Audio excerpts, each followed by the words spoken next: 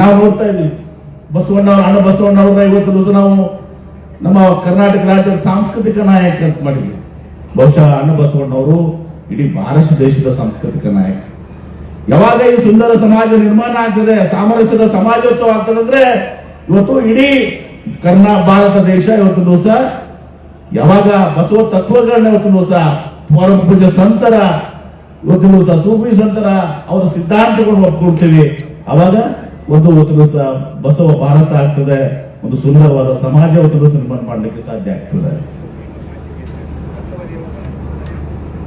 ಎಲ್ಲ ಒಂದ್ ಕಡೆ ನಾವು ಈ 12ನೇ ಶತಮಾನದ ಶರಣರು ಮಾಡಿದಂತ ಕಲ್ಯಾಣ ಕಾರ್ಯಕ್ರಮಗಳಲ್ಲಿ ಅನುಭವ ಮಟ್ಟದ ಪರಿಕಲ್ಪನೆ ಏನಿತ್ತು, ಅದರ ಮುಖಾಂತರ ಧರ್ಮದ ಲಿಂಗಾಯತ ಧರ್ಮದ ಸ್ಥಾಪನೆಯನ್ನು ಮಾಡಿದ್ರು. ಬಹಳ ಸರಳ ವಿಧಾನದಲ್ಲಿ ಇವತ್ತು ಸಹ ಎಲ್ಲರನ್ನ ತೆಗೆದುಕೊಡುವಂತ ಒಂದು ಸಿದ್ಧಾಂತ ಅದಾಗಿತ್ತು ಲಿಂಗಾಯತ ಸಿದ್ಧಾಂತ. ಜೆ.ಎಸ್. ಪಾಟೀಲ್ ನನಗಿಂತ ಬಹಳ ಚೆನ್ನಾಗಿ ಹೇಳ್ತಾರೆ. ಇವತ್ತು ಕನಗನವರಿನ ಕಡಿಮೆ ಇಲ್ಲ, ಅವತ್ತು ಬಸವಣ್ಣ ನನಗಿಂತ ಜಾಸ್ತಿ ಇವತ್ತು ಕಲ್ಯಾಣ ಕ್ರಾಂತಿ ನಂತರ ಇವತ್ತು ನಾವು ಚದುರವಾಗಿ ಹೋದ್ವಿ. ಇವತ್ತು ಬಹಳಷ್ಟು ಬಸವಣ್ಣವ್ರನ್ನ ಇವತ್ತು ನಾವು ಇಡೀ ಪ್ರಪಂಚಕ್ಕೆ ಇವತ್ತು ಸಹ ಪರಿಚಯಿಸಲಾಗಬೇಕಾಗಿತ್ತು.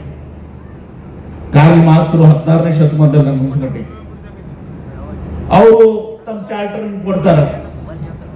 ಅಂದ್ರೆ ಡಿಗ್ನಿಟಿ ಟು ಲೇಬರ್, ಅಂದ್ರೆ ಕಾಯಕ ಸಮುದಾಯಗಳಿಗೆ ಗೌರವ, ಕೂಲಿ ಮಾಡೋರ್ಗೂ ಕೂಡ ಗೌರವ ಕಳಿಸ್ಬೇಕು, ಕಸ ಗುಡ್ಡೋರ್ಗೂ ಕೂಡ ಕಳಿಸ್ಬೇಕು.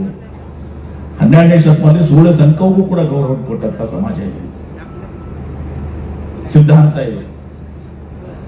ಅದು ಏನಾಯ್ತು ಇವತ್ತು ಸಹ ನಮ್ಮ 12ನೇ ಶತಮಾನದ ನಂತರ ಏನು ಕಲ್ಯಾಣ ಕ್ರಾಂತಿ ಆಯ್ತು. ಇವತ್ತು ಬಸವಣ್ಣನವರ ಬಸವಾದಿ ಶರಣರ ಚಿಂತನೆಗಳು, ಅನುಭವ ಮಟ್ಟದ ಪರಿಕಲ್ಪನೆಗಳು ಕೇವಲ ಉತ್ತರ ಕರ್ನಾಟಕದಲ್ಲಿ, ಭಾಗಶಃ ಮಹಾರಾಷ್ಟ್ರದಲ್ಲಿ ಇಡೀ ಪ್ರಪಂಚಕ್ಕೆ ಗೊತ್ತಾಗ್ಬೇಕಾಗಿದೆ. ಪ್ರಪಂಚದ ಗೊತ್ತಾಯ್ತು. ಅಂಬೇಡ್ಕರ್ ಅವರು ಹೇಳ್ತಾರೆ, ನನಗೆ ಬಸವಣ್ಣವ್ರ ಬಗ್ಗೆ ಮೊದಲೇ ತಿಳಿದಿದ್ರೆ ನಾ ಇನ್ನಷ್ಟು ಶ್ರೇಷ್ಠವಾದಂತಹ ಸಂವಿಧಾನ ಬರೀತಿದ್ದೆ ಅಂತೇಳಿ. ಬಸವಣ್ಣವ್ರು ಏನ್ ಹೇಳಿದ್ದಾರೆ ಇವತ್ತು ಭಾರತ ದೇಶದ ಸಂವಿಧಾನದಲ್ಲಿದೆ.